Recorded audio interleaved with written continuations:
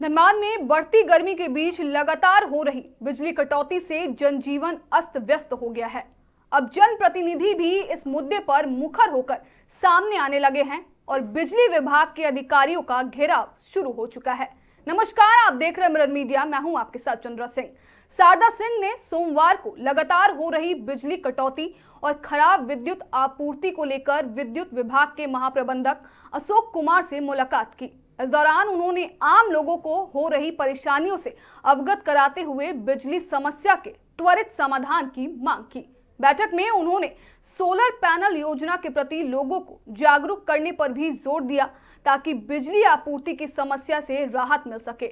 महाप्रबंधक अशोक कुमार ने कहा कि डीवीसी कटौती के कारण समस्या उत्पन्न हो रही है और बहुत जल्द समस्या को दूर करने की दिशा में कार्य किया जाएगा ताकि विद्युत आपूर्ति व्यवस्था सामान्य हो सके।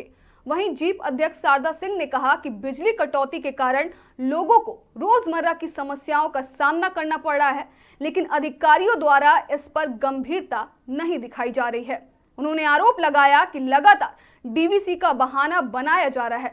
उन्होंने चेतावनी देते हुए कहा कि यदि जरूरत पड़ी तो डीवीसी कार्यालय का घेराव किया जाएगा और धूप में बैठकर धरना प्रदर्शन भी किया जाएगा।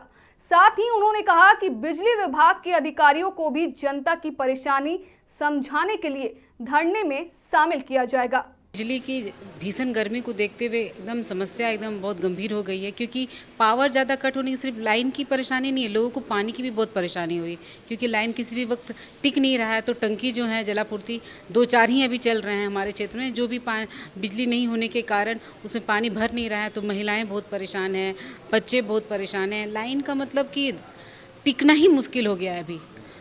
न रात को टिकता है, न दिन में टिकता है, ना कोई समय नहीं है लाइन कटने का। जब मन करता, आप सुबह उठिए तो लाइन नहीं है, तो सुबह नहीं है तो पानी नहीं आ रहा, तो शुरू लोग उठ ही रहे हैं गुस्से के साथ कि पानी नहीं है, सप्लाई नहीं आ रहा है, बिजली नहीं है, तापमान बढ़ रहा है, कहीं ट्रांसफार्मर उड़ रहा है, तो बहुत तरह की परेशानियाँ। तो वही मैं जीएम साहब से बोल रही हूँ, कम से कम एक समय तो होना चाहिए कि इस वक्त हम लोग भी समझ रहे हैं कि जितनी बिजली की खपत है उतना हम लोग को नहीं प्रोवाइड हो पा रहा है। सारी बातों को हम लोग समझ रहे हैं, तो एक निर्धारित समय होना चाहिए कि सुबह 2 घंटा कटेगा, दोपहर को 2 घंटा कटेगा, रात को, ताकि लोग अपना रूटीन उसके हिसाब से सेट कर ले कि सुबह इतने बजे से लाइन कटने वाला है। तो जो पानी स्टार्ट करते, जो टंकी को भरते, वो लोग अलर्ट रहे कि नहीं 8 बजे लाइन कट जाएगा तो मुझे 8 बजे से पहले इसको भर लेना है या फिर 9 बजे के बाद भरना है। तो कोई निर्धारित समय नहीं है। 1 घंटे में 10 बार बिजली कटती है। 10 तो मैं शायद कम बोल रही हूँ। अक्सर आज सुबह भी मेरे पास बहुत सारी ग्रामीण महिलाएं आ गई कि बिजली नहीं रहने के कारण हमारा पानी नहीं है। पानी के लिए बहुत आकर्षित थे, पीएचडी पे चढ़ रहे थे। तो मैं क्षेत्र में गई, वहाँ जाकर के मैंने भ्रमण किया, तो बोला कि भाई क्यों नहीं पानी है ना मैडम, किसी वक्त बिजली टिकता ही नहीं है, तो हम लोग टंकी को भरे कैसे। तो समस्या सारा बिजली से होकर के आ रहा है। तो वही मैं जीएम साहब से बोलने आई थी कि आप लोग बात करें कि कब है बिजली कटना है। वो हम लोग है कि गर्मी बहुत है तो कटेगा ही, उतना सप्लाई नहीं है हमारे पास, लेकिन एक समय निर्धारित होने चाहिए। लोगों को पता रहना चाहिए किस वक्त से किस वक्त लाइन कटेंगे, ताकि लोग अलर्ट रहें, उस चीज़ को समझे कि नहीं इतने से इतनी देर तक लाइन नहीं रहेगा तो क्या करना है।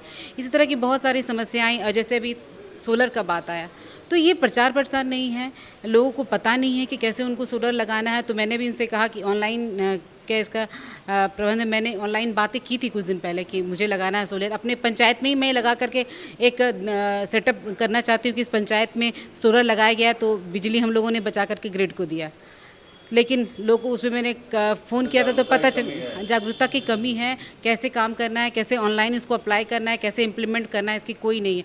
तो बैठक कराएं, ये लोग जाकर के लोगों से मिलें, संपर्क बनाएं। वहाँ के जो भी देखने वाले पीएचडी के जो भी अधिकारी हैं, जो ग्रामीण को पंचायत को अपने लेवल से देख रहे हैं, वो इन बातों को करें कि हम लोग को सोलर प्लांटेड लगाना चाहिए, जैसे हम लोग लाइन की परेशानी से कम कर सकते हैं। तो वो सब प्रचार प्रसार बैठक नहीं होता है, लोग आते हैं, आक्रोशित होते हैं। अभी कुछ दिन पहले इसका निकाला भी गया, रैली चली, आक्रोश रैली दिखाया गया, लेकिन कोई भी समाधान नहीं मिला।